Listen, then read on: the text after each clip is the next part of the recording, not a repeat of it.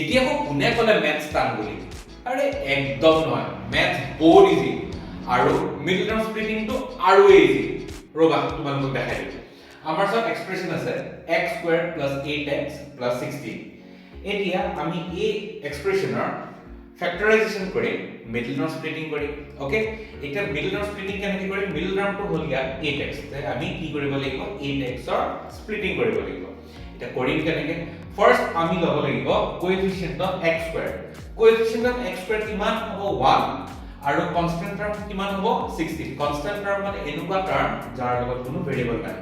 তে কোএফিচিয়েন্ট of x² 1 আৰু constant term হ'ল 16 আৰু এই দুটা নম্বৰ লগত আমি মাল্টিপ্লাই কৰিম তে মাল্টিপ্লিকেশন কৰি কিমান পাম 16 1 যা 16 এতিয়া আমি 16 ৰ এনেকুৱা দুটা ফ্যাক্টৰ ল'ব লাগিব যাৰ এডিশনে কি দিব 8 ওকে কি কলো 16 ৰ এনেকুৱা দুটা ফ্যাক্টৰ ল'ব লাগিব যাৰ এডিশনে কিমান দিব লাগিব 8 এতিয়া সেই দুটা ফ্যাক্টৰ কি হ'ব 4 4 যা 16 আৰু 4 আৰু 4 যদি এডিশন কৰো আমি কিমান পাম 8 ইজি নে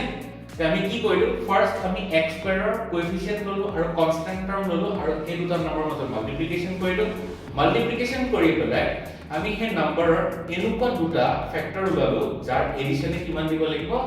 এই মাজৰ নম্বৰটো দিব লাগিব তে এইটো কেছত আমি কি পালো 4 আৰু 4 তে আমি লিখি দিও x²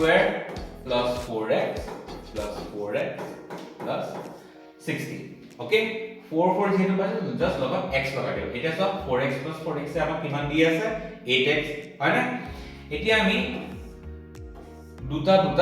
টার্ম কে আমি কনসিডার কৰিম আৰু তাৰ মাজত আমি কমন বস্তু বিচাৰিব চেষ্টা কৰিম এটা x² plus 4x ৰ কমন কি আছে x x যদি লৈ লও আমি আমাৰ সব থাকি যাব x plus 4